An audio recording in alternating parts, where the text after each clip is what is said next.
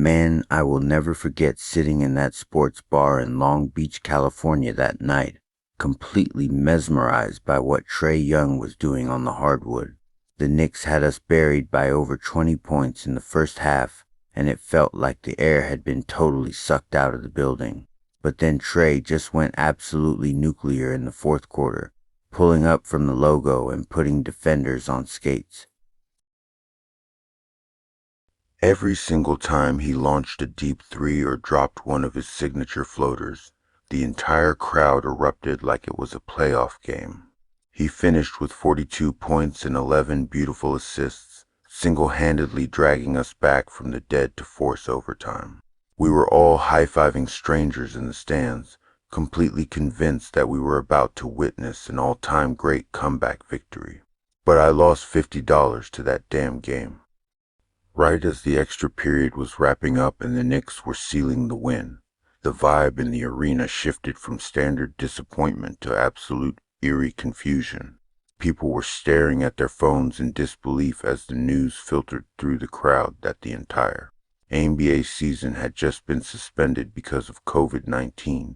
Nobody even cared about the final score anymore because we all suddenly realized we were watching history unfold in real time. Then the chant started echoing through the rafters, begging Lloyd Pierce to put Vince Carter back on the floor for what we all knew might be his final seconds in the league. Trae handed off the rock. The Knicks' defense gave him space, and Uncle Vince drained that trailing three-pointer right at the top of the key. It was the most beautiful, surreal way to end an era, and the whole stadium stood up and cheered through the sheer uncertainty of what tomorrow would bring. There is an exquisite cruelty in the art of the illusionist. He doesn't hide the coin. He simply ensures your eyes are transfixed by his other hand. It was the evening of March 11th, 2020. I was tucked away in a dimly lit sports bar in Long Beach, California, watching a game on the television when the screen suddenly flickered. A stark, urgent breaking news banner bled across the glass, explaining in no uncertain terms that we were now at war in the Middle East. I remember freezing, glass halfway to my lips, looking around at the neon-lit faces of strangers and thinking, what the hell is happening? But when the sun rose the next morning, the drums of war had utterly vanished. The regional crisis was swept under the rug of an entirely different kind of apocalypse. There was no mention of the desert. There was only COVID's relentless, blinding, all-consuming COVID. Tell me, does anyone else out there remember that night? Or did it simply evaporate into your quarantine fog? If you want an explanation for how an entire war can vanish into thin air, I suggest you listen very closely. When a massive earthquake hits, everyone generally just stares at the rubble, right? Yeah, of course. But if you actually want to know why the city fell, you have to look at the tremors that everyone ignored like 6 years ago. So today, we are taking a deep dive into a 2020 geopolitical risk assessment to show you how the massive Middle East war you are seeing on your feed right now actually started in the shadow of a pandemic. Right. And to really make sense of the open multi-front war today, we have to trace the collapse of what analysts called asymmetric containment, dating back to early 2020. Wait, asymmetric containment, meaning we tried to hold back a massive state power by basically swatting at their smaller, deniable proxy groups. Precisely. Instead of fighting the state directly, the U.S. and its allies tried to just manage the symptoms. And the symptom that sparked all this was a tactical flashpoint in March 2020.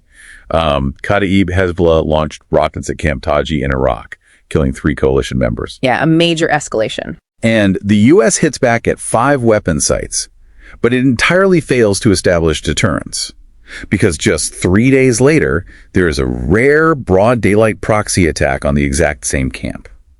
So why didn't that tit for tat instantly spiral into the massive war we are seeing today? Well, because of the ultimate geopolitical circuit breaker. I mean, on the exact day of that first Taji attack, March 11th, the WHO declared COVID-19 a pandemic. Oh, wow. The exact same day. The exact same day. So the virus acted as a circuit breaker, freezing the conflict because both Washington and Tehran were instantly paralyzed by, severe domestic health and economic crises. Right. A sustained military campaign just became physically and politically impossible for both sides. But viruses don't actually cure geopolitical rivalries. They just put them on ice. So once those pandemic pressures finally lifted in 2025, that unresolved tension found a new outlet.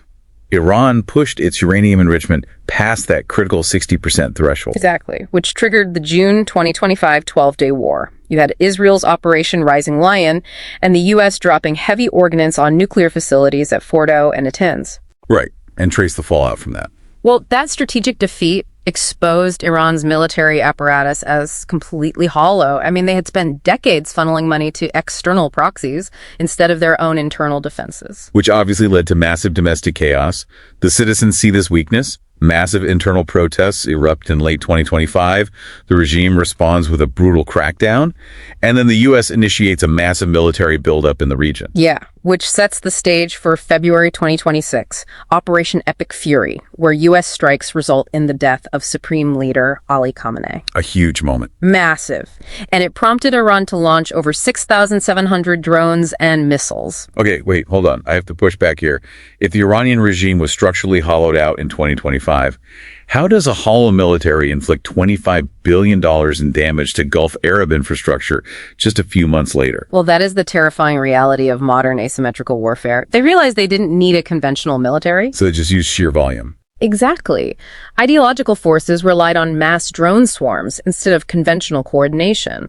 A cheap, mass-produced drone can overwhelm a multi-million-dollar defense system just by exhausting its ammunition, especially around the highly vulnerable Strait of Hormuz. And that asymmetric math is exactly what we saw yesterday, June 7, 2026, this violent chain reaction. Right. Hezbollah rockets hitting Israel, Israel striking Beirut, and Iran firing ballistic missiles at Israel. And neutrally reporting on the diplomacy here, it is incredibly volatile. President Trump is pressuring Israeli Prime Minister Netanyahu to accept a U.S.-brokered ceasefire agreement and explicitly warning him against counterstrikes. Yeah, but at the exact same time, the U.S. military is actively hitting Iranian drone sites. Right, and the Treasury Department is exploring seizing frozen Iranian funds to repair that $25 billion of allied Gulf infrastructure. Yeah. So it was like trying to defuse a bomb while someone else is actively throwing matches at it. That is a great analogy. It perfectly illustrates how a localized proxy fight in 2020 snowballed into today's state-on-state war. Exactly.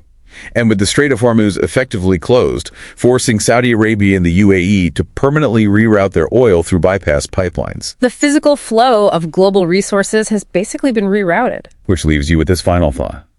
Going back to our earthquake, the tremors started in 2020, but the fault lines have now permanently shifted. Even if a ceasefire holds tomorrow, you have to ask yourself, has the geographical map of global energy power been permanently redrawn?